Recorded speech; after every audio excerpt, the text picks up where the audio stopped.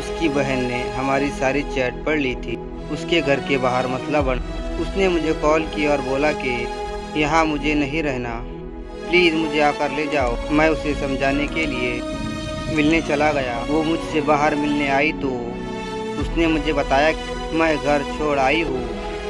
मैंने उसे बहुत समझाया मगर उसने कहा कि मैंने नहीं जाना घर, मुझे तुम्हारे साथ जाना है। अगर तुम साथ नहीं ले जा सकते तो कोई बात नहीं, मैं खुदकुशी करके मर जाऊंगी। मैं उसे अपने साथ लेकर मेरे घर वालों को जब पता चला तो वो मेरे पीछे इस्लामाबाद आ गए और बोला कि लड़की वापस करनी है। और वो रोए जा रही थी और मुझे ये कह रही थी मुझे घर वापस नहीं जाना, मुझे तुमसे ही शादी करनी है। मुझे उसकी ये बेबसी देखी नहीं गई और हमने कोर्ट मैरिज कर ली। फिर एक दिन मेरे घर वालों की कॉल आई कि हमने तुम्हें माफ़ कर दिया, तुम घर वापस आ जाओ। हम खुशी खुशी वापस पहुँचे तो वहाँ का माहौल ही कुछ और था। उसके घर वाले लड़की को ले जाने लगे।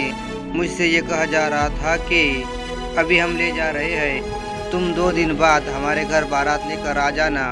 हम दोनों उनके पाँव पड़ गए कि हमें जाने दो, लेकिन हमारी कोई बात नहीं सुन रहा था।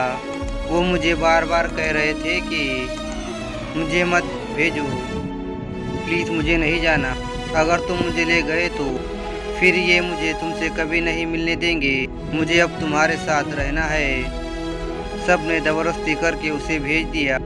आज मुझे 1 साल हो गया। कोर्ट के चक्कर काटते मैंने बहुत कोशिश की उससे मिलने की, उससे बात करने की, पर मैं नाकाम रहा। अब तो मुझे ऐसा लगता है कि सारा ज़माना मेरा दुश्मन बन गया। मैंने पूरे 1 साल बाद उसे कोर्ट में देखा। वो बस खामोशी से मेरी तरफ देख रही थी। मैं 1 साल की लड़ाई जिसके लिए लड़ रहा था, उसने जज से बोला कि मुझे तलाक चाहिए। यकीन करो कि मेरे पैरों तले ज़मीन निकल गई।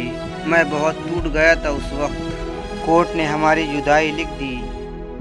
अब मेरा ज़िंदा रहने को दिल नहीं करता, मगर शिकस्त खाकर भी तोही में ज़िंदगी न हुई। 1000 काम हुए मगर हमसे खुदकुशी न हुई।